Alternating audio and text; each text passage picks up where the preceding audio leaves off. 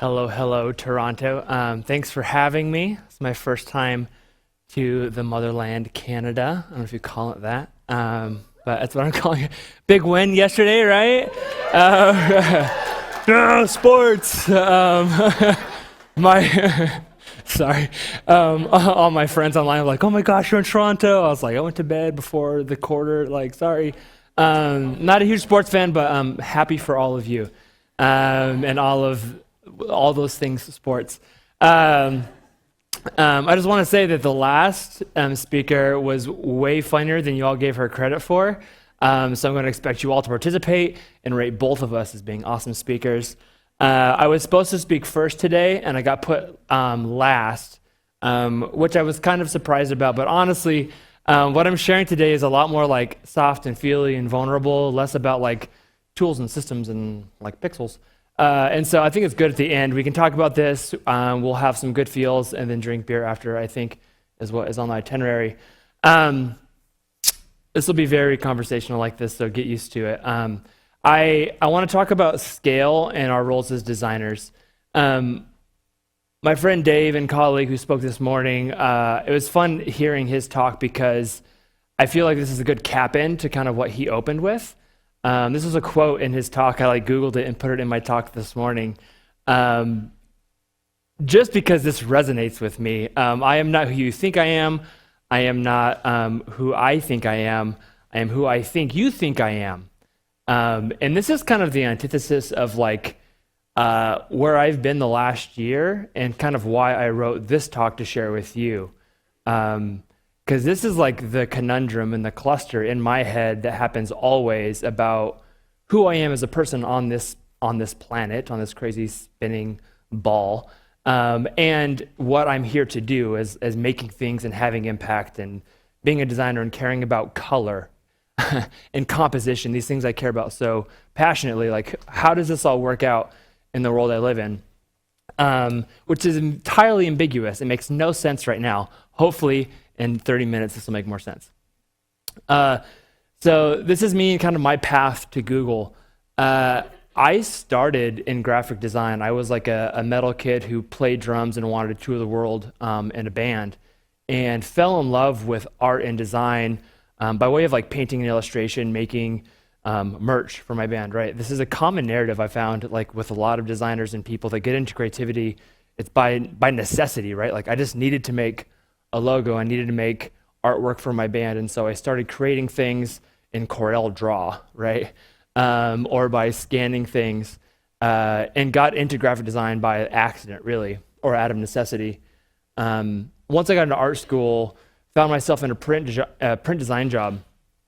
And this is really where the first time I considered scale as a career and as a designer. Like, this is the first time I noticed that, God, the things I'm creating and the things I'm spending my time thinking about, I don't see a lot of future in. Obviously, branding and marketing is a huge industry and a huge discipline, but I found myself thinking more about physical products and things that I cared about outside of like businesses and brands and identities.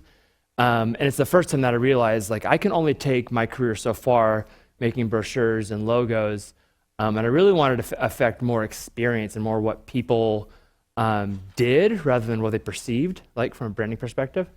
And so I was at the time very much in Twitter. I was doing a lot of WordPress sites and breaking the internet for a lot of clients, and starting to dabble in digital things. At the same time, iOS and the iPhone came out. The HIG guidelines came out, and I got asked to join this crazy startup called EPS Tech. This is naive, ignorant, dumb Joel with less tattoos. And we won some award for an app that we thought was great. I have the logo tattooed on my arm. We can talk about that over beers if you want. But this was me getting into digital design. And it was a huge win for me, but also like an opening to my entire future that I never perceived.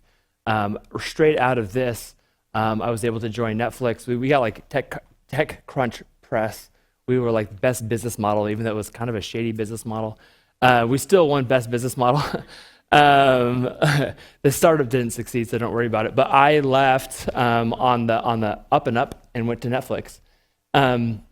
We drew lots of like mobile apps. We basically converted like simple non-mobile friendly websites to a mobile friendly site and then like ran AdWords against that to get them mobile conversions for customers. Anyways, this is where I really cut my teeth. I learned how to be a product designer, how to do UX at Netflix, which seems weird because normally you have to be doing that practically to get a job these days. This is only like 6 or 7 years ago, but I feel like the notion of what UX is as an industry and how education works has changed drastically in the last 5 to 10 years. All that being said, I was at Netflix, got to work on some really cool things, got to launch originals, worked on phone and tablet stuff, got to launch all of these cool shows and figure out how you distribute unique content across all platforms globally all at one time.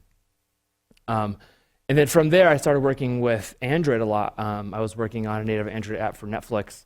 And then this brought me to working with the Android team at Google and realizing, like, hey, they got some cool perspectives. I like what they're doing over here at Google, and jump ship to go to Google. Here, I got to work on the native Android app for analytics, some Android Auto, automotive stuff.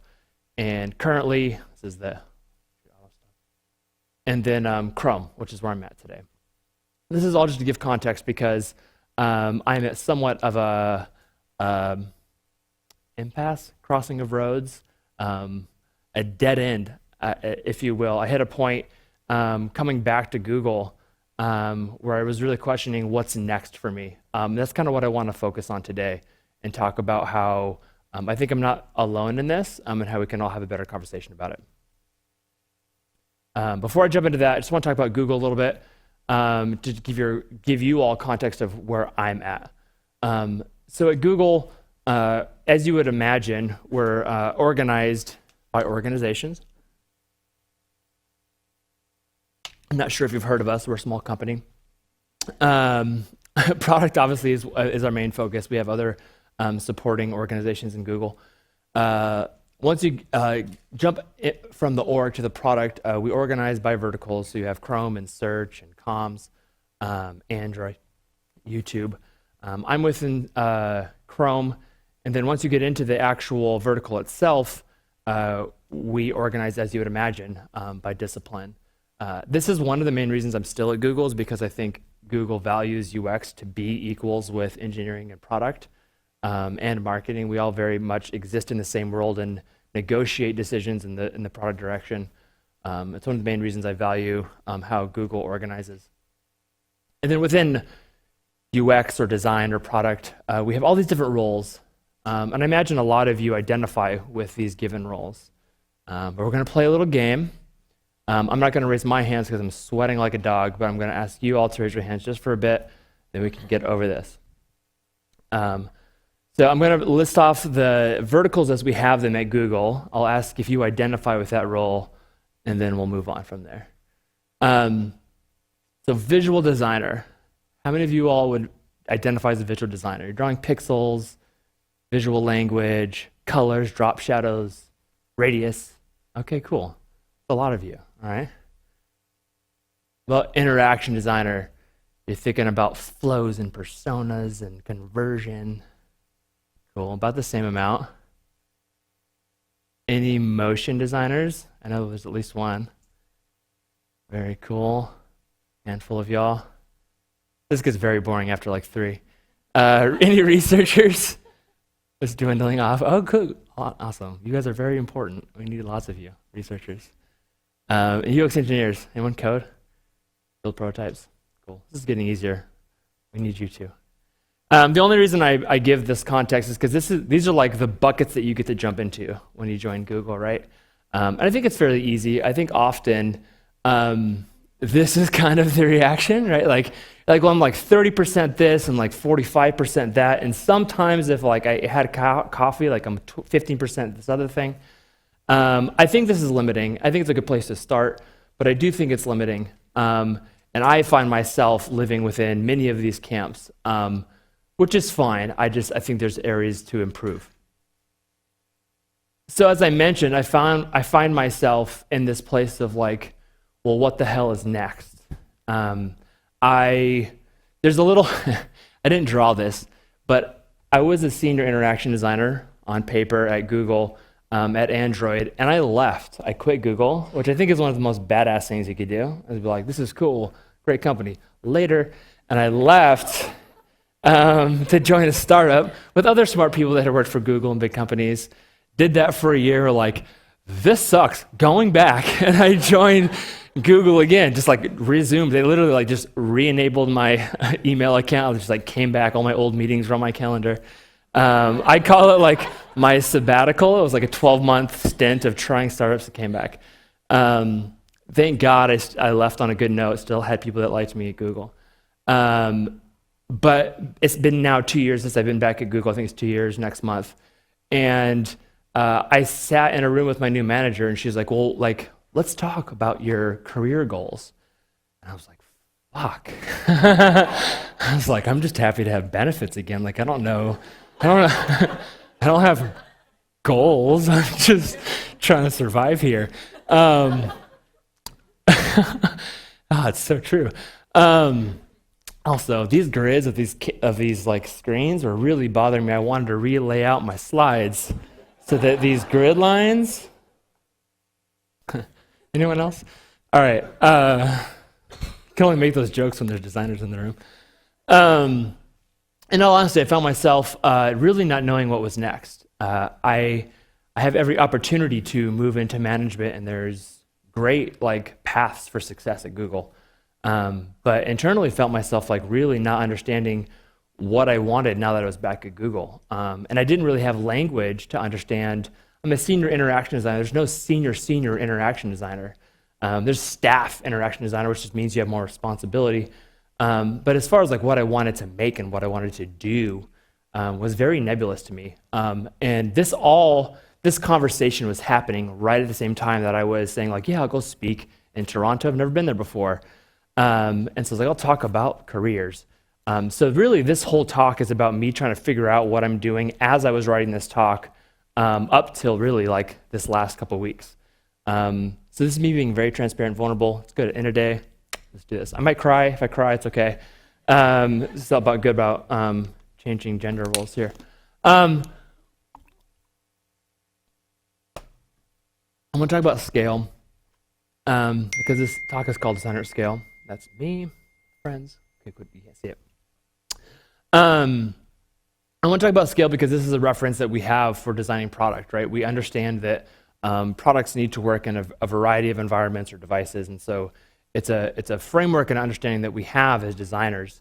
And I just want to share a little bit about how we think about this at Chrome, and in a way that we can continue this conversation talking about ourselves. Trying to mute. He's got my volume control.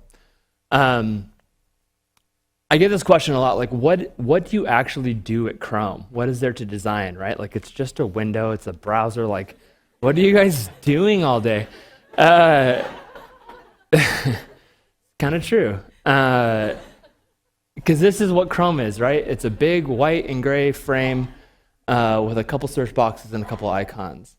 And this is intentional, like we do this on purpose. I think anyone here that designs a product understands that like there's much more that goes on here. There's a lot of details, a lot of dark corners, a lot of nuance and scenarios that you have to consider. And when you start considering all of those different paths and scenarios, designing a simple frame becomes very complicated. If not complicated, there's a lot of decisions to make. You have to weigh like this or that. Maybe they're not both wrong, but they are paths and opinions. And so we have to develop an opinion of how we design these things when we consider scale. One of the things that helps us with this is some principles. Chrome has always had the 4 S's. These have kind of been our guideposts for like how we make decisions and how we evaluate new features or different UI languages. This is a simple animation of like our older UI to the newer UI that we launched last year. Was able to be a part of that redesign. And it's all very subtle, but there's a lot of intent and a lot of reasoning of how we do this, and then more importantly, how this extends to the rest of the UI language and the rest of the product experience, which is the whole point of like talking about scale, right? Like what are the main foundational things in these UIs, in these experiences that are going to be the personality or the religion of this product. The, my manager does this a lot. Every quarter, we we get together for convergence. We have designers in Paris and London and Munich and New York and LA and Mountain View, San Francisco. And once a quarter, we have the privilege of all getting together and just meeting. We're actually meeting next week. And my manager, Alex, always gives this like a locker room talk, like, this is why we're Chrome and we're awesome and open web, let's build software. And it always gets me pumped up, but he talks about this axis of like Google OS and Chrome. And I feel like most scenarios you have like brand and OS, right? Like there's this tension of like who the app is and what platform it's on. Because Chrome is owned by Google and because Google adds a lot of value to Chrome and browsing the web, we have this like weird threesome, for lack of a better term, of like three axes that we have to consider. Because I'm a designer, I draw everything in a diagram. A lot of this talk will be diagrams because I think it gives us language to talk about some things that might be more intuitive, but this gives us like an explicit way to like speak about them in a meaningful way. I think Dave did this really good, where a lot of the things he was sharing is like, what is that thing he's talking about? I never learned that term or concept. And then he explains like, oh yeah, I got that. I just didn't go through HCI school and have the formal like smart training to know what those things are. I think often we all instinctively know the same things or have a feeling about the same things, but just need a language or a diagram or something to talk about it.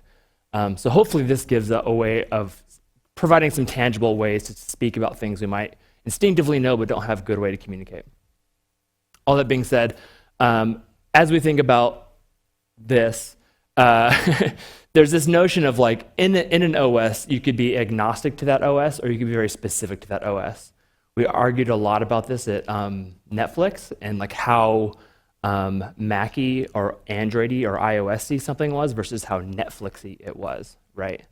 You can imagine someone in your organization being like, this is our app and this should happen this way. And you're like, yeah, I get it, but everyone else on this phone uses it this way, right? And both of those might be wrong or right, but you have to figure out where you sit on the spectrum to decide what your experience is going to be.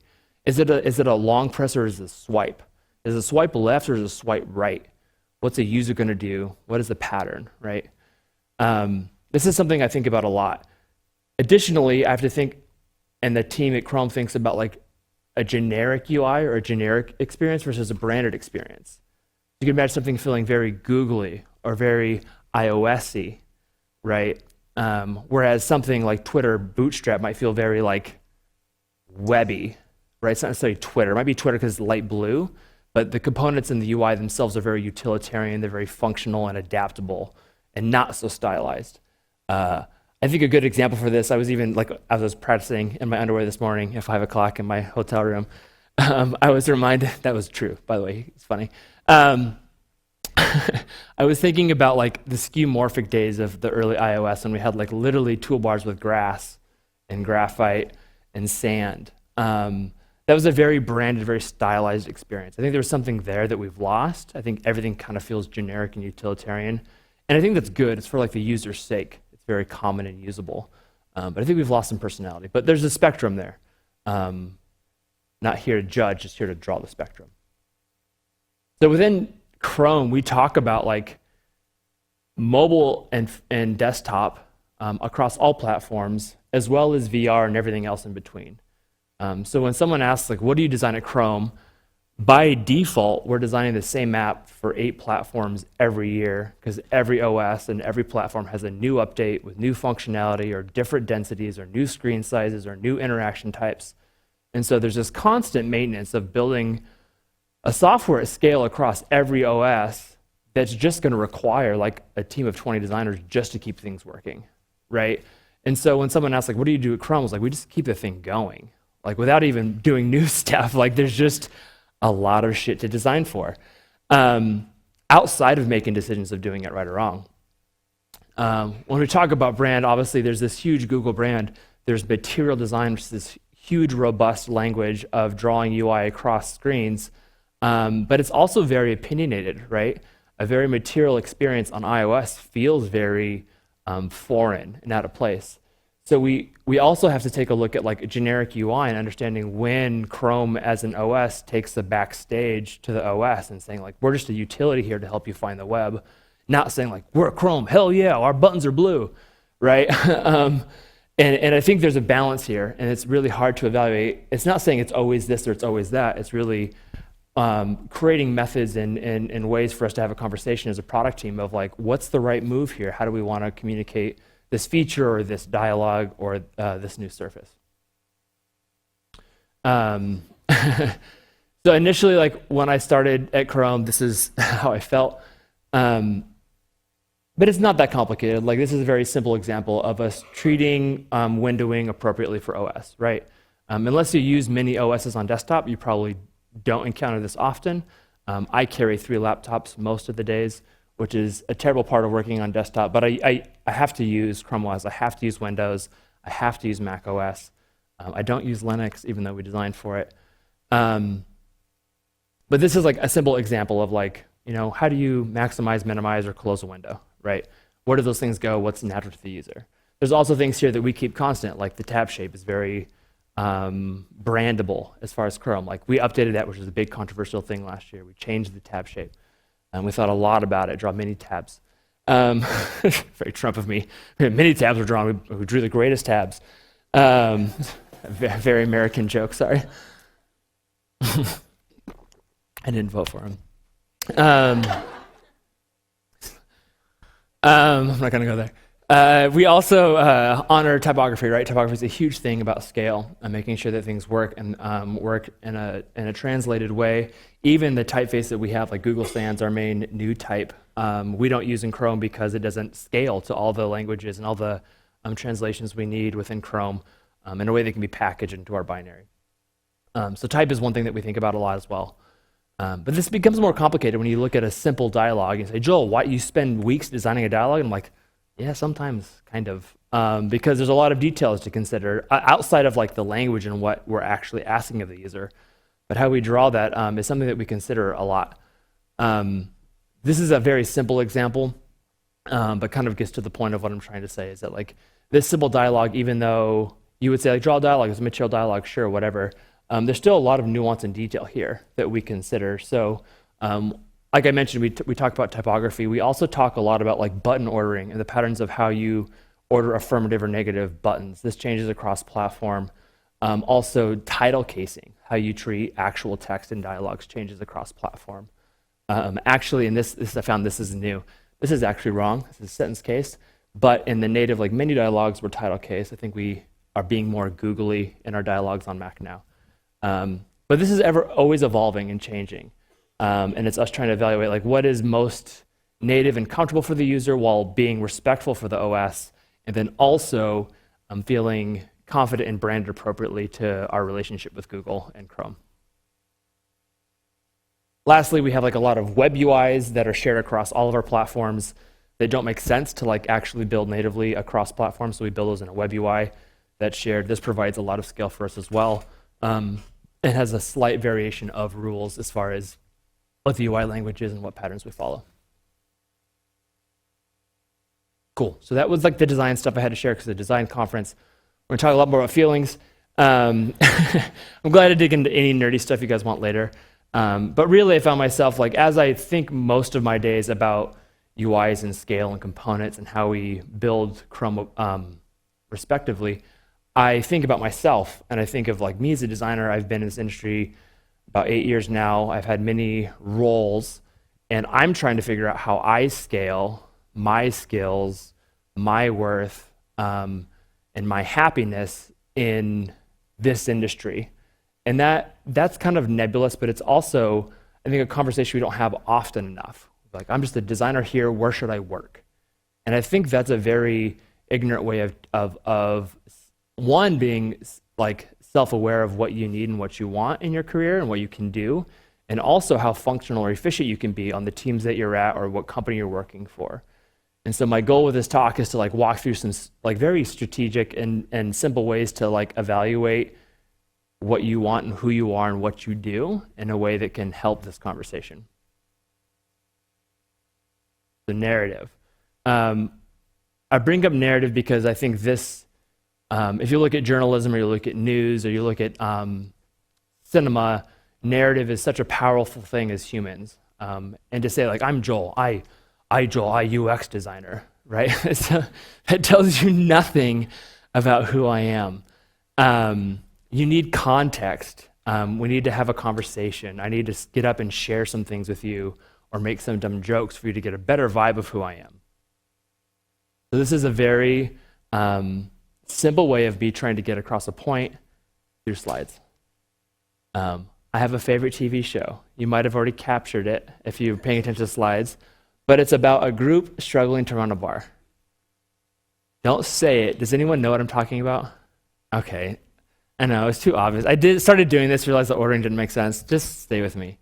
Okay, so like, there's only like 5 or 6, so I got mainly everyone. No, it's not Seinfeld. So they're in South Philadelphia. They're not in New York is where Seinfeld, right? Seinfeld and Friends are both in New York, right? Sorry, I'm only 33. Yeah, so in South Philadelphia, you might say, like, what kind of bar? Oh, it's a dilapidated Irish bar. You're like, green. Okay, cool. There's like green involved, and like it's not a nice bar, it's a shitty bar. Well, who are these people? Oh, they're the 5 misfits. What kind of misfits? Are they trying to rob a bank? Like, this is so dumb. It's a father, his 2 twin adult children, their 2 friends. The whole point is that like a story means nothing if you provide no narrative. If there's no context, it means nothing. The parallel here is you say, I'm just a UX designer. That just means you're just a UX designer. What kind of designer? Where are you a UX designer? Why are you a UX designer? How are you a UX designer? And so it's all about story. I had the cool little if you don't know, you should know because it's a great show. It's not for everyone. It's a little vulgar. But it's my favorite show. And I bring this only up because I think we need to add context to the story of who we are and like why we are designers or creators or insert your blank there. So you take the simple like construct of who, what, where, when, why. And I think this is the conversation we have today is like what are you designing? Like, do you make pixels or do you make flows or do you make motion or do you make reports? And that's fine. I just think it's very surface.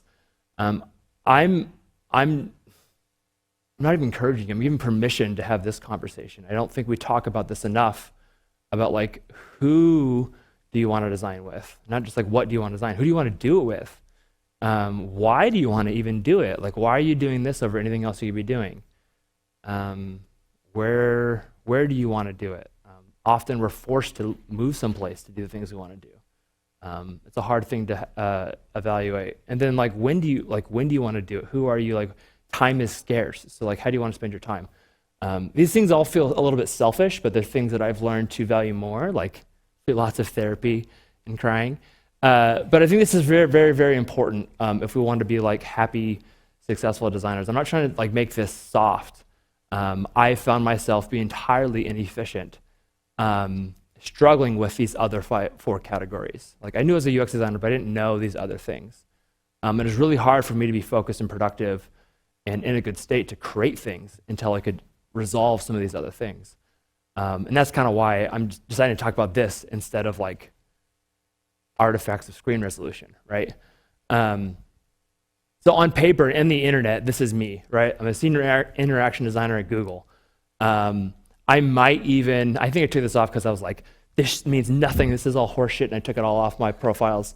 But yes, I'm a proud husband and a father of 3, and I have tattoos, and I drink beer. My water's gone. There's more. But all of these things are still very surface. Like this isn't, you're like, oh, weird, you're a white guy in California that likes beer. Oh, cool, that's crazy. Oh, you're in tech too? Weird, never heard of white guys in tech. It's surface. So I did this experiment, and this is like me literally designing slides and self-evaluating as I'm doing this over the last couple months. So like, who am I? Of course, or who do I want to design with? I want to design at Google. I made that decision. I came back after leaving, right? I respect a lot of the leadership and what they do there. I picked Chrome because I love platforms. I knew a lot of people on the team. And I'm on desktop, which was a weird move for me, but like, I wanted to design on a platform I was unfamiliar with. I started designing e-commerce, which I didn't know about. I then started designing in automotive, which I didn't know about. Then I started on Android, which is like mobile, which I knew about, but it was like platform, which I didn't know about. And I'm on desktop. I never designed on desktop. And so I've always had this interest in designing on a new thing. So that's kind of where I find myself today. I'm obviously senior because I've been doing this for more than a couple of years, even though I still feel like I have no idea what I'm doing. I also really care a lot about mentoring and like the social part of being a designer. I came to this industry through Twitter and by making friends at conferences. And so I feel very strongly about the community that we have, even though design Twitter is kind of batshit crazy. And then I'm a family man, so like that has its own assumptions that like I care a lot more about my kids than I do you. Like that's just given. It's not nothing against you. You're just not my family. But this has that's kind of a joke, but that's a big deal. Like I care a lot less about my job because I'm a dad. I won't talk about too much about it, I'll cry. Why am I designing? I care a lot about platforms and systems. I'm an organized person. I liked design because it was orderly. I went to art school and I didn't like here's my emotions and this is what I express myself through. Like I like the logical, mathematical parts of design. And so systems and platforms, those kind of constraints, that world is really attractive to me. I also enjoy scale and like the ability to do lots of things with one small piece of software. And like I said, community and design. I'll jump through these real quick because we're running out of time. I'm in Southern California. It's been a hard thing for me. My family's down there in a quick flight, like 40 minutes to San Francisco. But I've had over the past 6 years to like navigate how to function in this industry and not live in the town that it really kind of resides in. That's been something I've had to navigate, and we can talk about it a little bit as well. It's about that like where it gets kind of hard. Also, being close to nature is something new. I added that at the end. The closer I am to like getting outside, whether that's an ocean or a forest, really has a disproportionate like value of happiness for me. Being able to like just go somewhere and see nature is a big part of who I am as a designer. Lastly, like when do you want to design? These are kind of rules for me. Is that like I only travel 25% of my month or my week. I'm home by dinner, and I work early mornings. So like, how many of you like to wake up at 6 and design? Obviously not everyone, right? The whole point is that like when we say like, oh, I'm a UX designer, you're a UX designer? Oh, cool, like show up at 6. No, we're not all the same, right? I think there's a lot more we need to add, more context, more narrative, more story, that we need to not only define for ourselves, but that we need to communicate to the people we work with. And I think that makes us happier, better designers. This is another great GIF from Philadelphia. There's a video I was watching on YouTube. I watch a lot of YouTube. I post some things to YouTube. And this story I wasn't going to include, but it just kind of grasped me and brought me back to like my first moments kind of coming into tech, like when I was at Netflix. And so I wanted to share it with you because it resonated with me and I think is a parallel to creativity outside of design. And then we'll jump back in. Did you have to develop more of a thick skin initially? Oh yeah. Really? Like, do you remember a time where you got shut down and you felt like It's the most. I mean, like you learn quick, because you go in there a little bit like, well, I'm kind of a genius, right? I wrote the sketch. I'm kind of a genius. Let's do the sketch. Let's Then they kind of let you do it for dress rehearsal, and you go in front of these. There's a crowd there, and the silence you are met with, like. First, you're like, well, it's just a bad crowd. They must be tired. Then the next sketch comes on, you hear them laughing. They're really hard at someone else. You get a real lesson in like, oh, you think you're great? Every week you've got to come up with something new, and you cannot rest on what you think is so brilliant. In fact, if you have a success the week before, you can't come in the next week and go like, hey, it's me. You back down to, it's a really good school. It's a good school for like, do not think you're precious. Cool, so that was Fred Armisen from Portlandia. He's another fan of mine. He was talking about his first times at Saturday Night Live and the pressure of going into that environment of amazing comedians and a raw audience and trying to present a sketch and be funny. And there's this pretentiousness or this ego of like, oh yeah, like I'm super funny, like wait till you see this. And I was watching that on a run and realizing that like I was the exact same way coming into design. I was like, I got some pretty sick pixels. Just wait till you see, till I get inside Sketch. Like, hold your horses. I think there's a pretentiousness there, and there's an ignorance there of understanding the context and the complexity of the craft and the business of design. And so I have a couple diagrams and some things that I've went through to help me better understand myself. I'm going to jump in pretty quick because I want to make sure we all get out of here on time. And then I have some kind of prompts and questions for you at the end. So craft and commerce, talking about design and business. In my time, I've identified, I've forced myself with my manager to, a lot of these things are things I've went through with my manager and things I'm offering for you as methods to kind of evaluate your own careers. But this is something that like I just wanted to outline. Like once you've spent time in the industry, it's very easy to find what you do and don't like about it. One of my colleagues is like, I recommend you leave tech. Go leave tech and work on something else and come back. So you can have a contrast and you can evaluate. I've done that. I didn't leave tech, I left big tech. But these are things that I love. Like I've mentioned it before, like UI systems, patterns, I like technical problems. I like constraints. I like opinionated leaders. I don't like competitive leaders, just ones that have opinions and are willing to debate with me. I like waking up early, right? These are very things that are personal to me. I hate web design. I've never liked designing websites. I've always been a struggle for me. This is just for me like a good, just a baseline of like, these are the things I do and don't like. I can do these things too. I just might not like them as much. And I think that the reason I'm still at Google is this is a diagram they show often in a lot of Google slides. But this kind of shows like the capabilities of what Google allows. It's kind of across different working environments within a big organization. This is not my pitch to get you to like recruit and work for Google. If you do want to do that, I can help you. But the whole point is that like I get to work at scale and I do have breadth in my role. I get to be very creative and I have a lot of freedom. A lot of times this is like your path at a large tech company. And so I feel like even this talk itself, me talking to you, is an example of Google allowing me to be introspective and cry and think about my career and share that with you. The fact that they honor that and want me to think about that and know that is useful. I'm giving this talk to my team next week in San Francisco.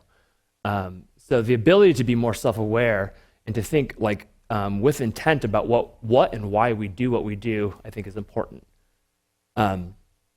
So given that like narrative model, I'm going to do simple examples of this just for the sake of my analysis and with a hope that you can go through something similar if you see fit. So yes, I'm a senior interaction designer. I would say I'm a self-starting interaction designer. I've often started many things, most of them have failed, but often feel confident to jump into something. I don't need a lot of definition, I like ambiguity. I do like to work on product strategy and design systems. I can implement stuff as well. I don't enjoy red lines as much as I used to. I like talking about the broad problem. And also, this has been one of the pain points of working at Google. Like I work well on small to mid-sized teams.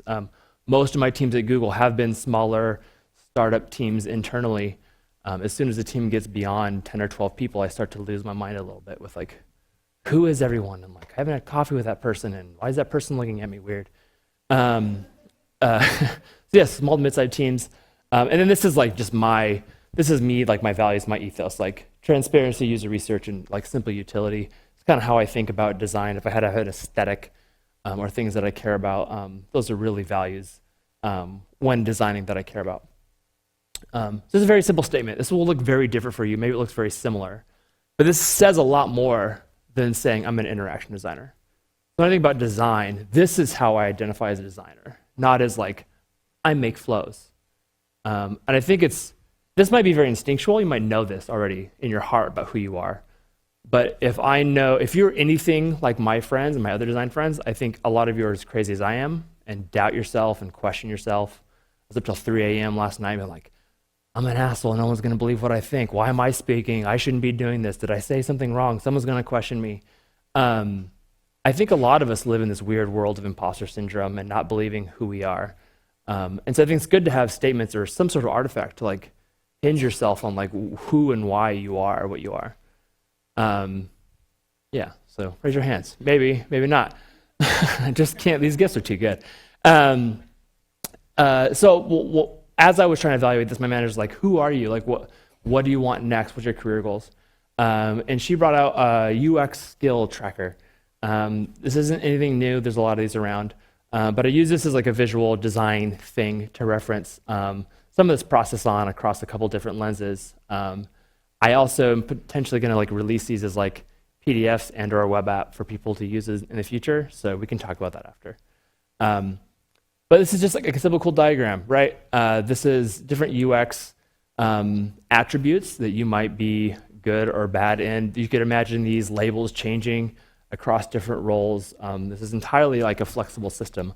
It's a framework to evaluate who you are and what you're good at. So you can imagine creating the scale from 0 to 3 of like, you're a beginner and it needs help, to you have some working knowledge and you need supervision, to you're proficient and you're fine, or like you're an expert and you can teach people, right? So a simple scale of like 0 to 4 or 3. Yeah, 0 to 3. And 0 is tricky because it's like 1, but it's 0. I'm sorry, guys. You can imagine this diagram. So I did this for myself. This was part of my my work with my manager. And based on this image, like it's very clear that in my last 7 or 8 years, I focused mainly on the like tactful, like very concrete design deliverable type of my role, right? Like animation, product design, system patterns, UX, UI. I'm solid. I can prototype some stuff. I feel like in storytell, I can make a deck. I know brand, but like competitive audit, some of the business stuff, a lot of the research stuff, this really shows where I've worked. A lot of times these roles have someone else to do that for me, right? I can do it, I understand it, but it's not my daily responsibility. So this is as meaningful as you want it to be. But for me, if I was to do this 5 years ago, the shape would look a lot different. The things that I was competent in or focusing on would have been very different. And so my hope for this is that this gives me like some sort of timestamp, like 2019, this is where I was at, and this is maybe where I want to be, this is where I was. Or maybe like there's a company I'm working for that is looking for these things. I can use this to compare against those different competencies or roles they're expecting me to do. I think this is great. I think we've done this in the past. If you haven't seen anything like this before, I encourage you to do it, because it really forces you to be honest with yourself and be like, am I really good at these things? You can imagine you giving your manager this diagram and saying, can you rate me, right? Or have the whole team rate you, and you take the delta of those things, or the average, and you can really start to understand and quantify like who and what you are good at. This is very Google of me to like quantify your wealth or your value. We have to do this every other quarter, and like what is our impact? And so this is a very designery way of like putting some number, some sort of value, some measure to what you do with your craft.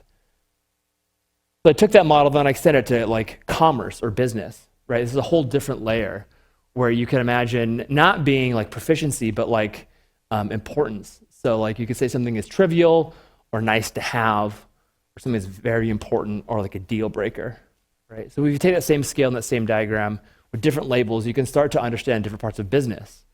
So like at Google, how much is stability or my career scale or my role or resources, my autonomy, my constraints, creativity, opportunity, speed of innovation. These are all different components that vary based on the company or the team or the product. And I think these are things that I haven't thought much about outside of being like, Google's big, lots of resources, great place to work. There's a huge like speed of innovation. We're not as fast as we could be at a startup because we're a huge fucking company. And there's like lawsuits in countries that are mad at us, right? So like we can't just make stuff up. We're a big company. So like speed of innovation is slower. That's not as valuable to me because we're building stuff at scale, right? And it's very stable. So there's a trade-off with some of these things. They're not right or wrong. They're just different. And And I don't think we have this conversation enough. I think it's just kind of like, do you or don't you like said company or said team? The last piece is self, which I think is probably the most important and the whole reason I wanted to give this whole talk, because I didn't really think much about this. I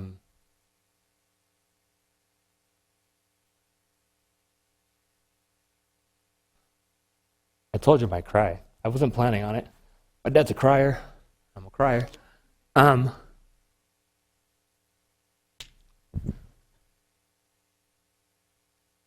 I would have led with this before.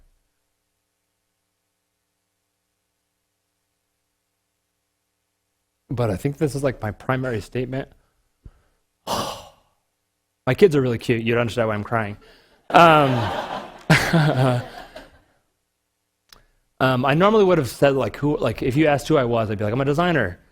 I care a lot less about that now.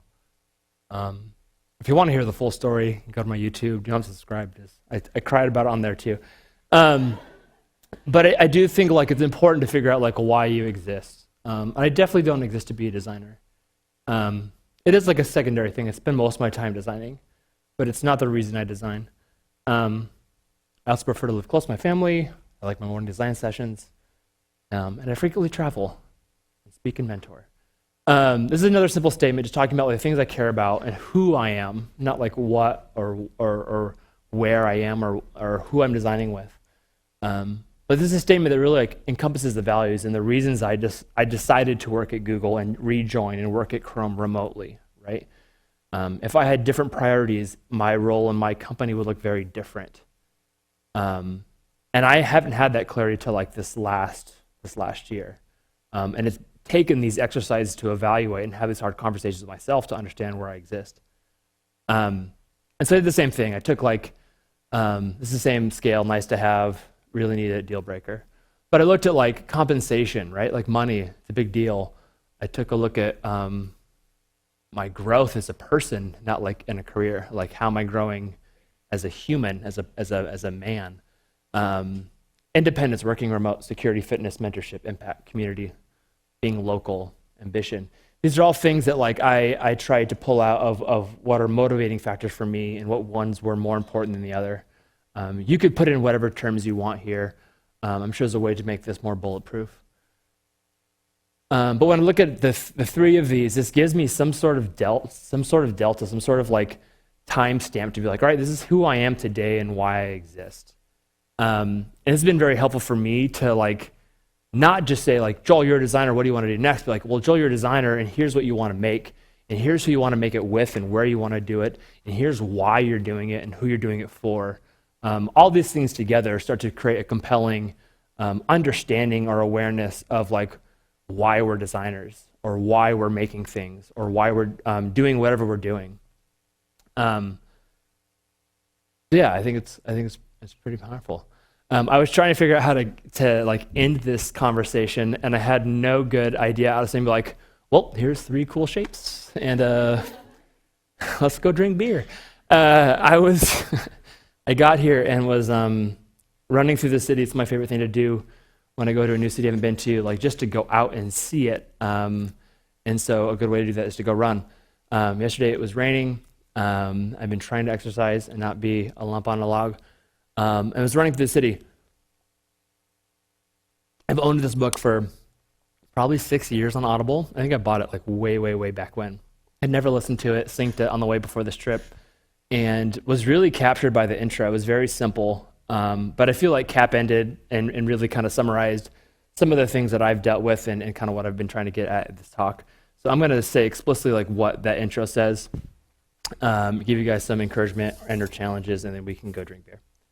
I actually printed out paper, which is very weird for me, but I'm going to go ahead and end with what he says. He says, wherever you are, whatever you're doing, your worst enemy already lives inside you, your ego. Not me, you might think. No one would ever call me an egomaniac. Perhaps you've always thought of yourself as a pretty balanced person. For people with ambitions, talents, drives, and potential to fulfill, ego comes with the territory. This is something that like I listened to and I was like, oh, that hurts a little bit. Like I'm not ego, like I'm constantly questioning myself. The last thing I am is like egotistical or prideful. Like I'm insecure at best, right? But the more they talked about this, it was a really compelling concept. He says, one of the early members of Alcoholics Anonymous defined ego as a conscious separation from what? But from everything. It says we can't improve the world if we don't understand it or ourselves. And this rung true to me because it gets to the point of like, we're not just motion designers or visual designers or researchers or interaction designers, like real people that have real context in families and relationships and contexts that matter. I think that's why diversity has been such a big topic in our industries, because we stopped caring about self and just cared about like resources and like titles. I think the more human we can be, the more valuable we can be as people that make stuff. It says we can't take or receive feedback if we are incapable of understanding or disinterested in hearing from others. We can't recognize opportunities or create them if instead of seeing what's right in front of us, we live in our own fantasies. Without accurate accounting of our abilities compared to others, what we have let me say it again. Without an accurate accounting of our abilities compared to others, what we have is not confidence, but delusion. How are we supposed to reach, motivate, or lead other people if we can't relate to their needs because we've lost so much of our own? It's just it really hit me home. This might not resonate, might seem like a bunch of mumbo jumbo to you. I recommend you read the book. But for me, so much of my confidence, so much of the value that I had was in the fact that I was a designer. And that really alienated me from the other people that I knew myself as. If I laugh at my mother-in-law, like, oh, you're so dumb, you can't use your iPhone, right? That's my ego. That's me being proud and being like, oh, I'm so smart, I know how these things work. You don't get that. That's not a blue sweater, that's gold, whatever the hell that meme thing was, right? That's ego. The reality is we can only be good makers of software and of good products if we can empathize and be like, oh, I get why that doesn't make sense to you, right? If we lose our relation to normal people or to others around us, I think we lose our ability to actually be creative and be productive. I love this quote. It was from some performance artist. I'm not going to try and pronounce her name, Marina Marina A. So if you start believing your own greatness, it's the death of your own creativity. This is kind of heavy, but I do think there's a lot of truth in a lot of these things. And I'm just going to leave you with this. I think this is a question we ask each other, like, who are you? Where do you work? What do you do? And I think this is the wrong question entirely. I think we like, why are you? What are you doing? Why are you here? That's it.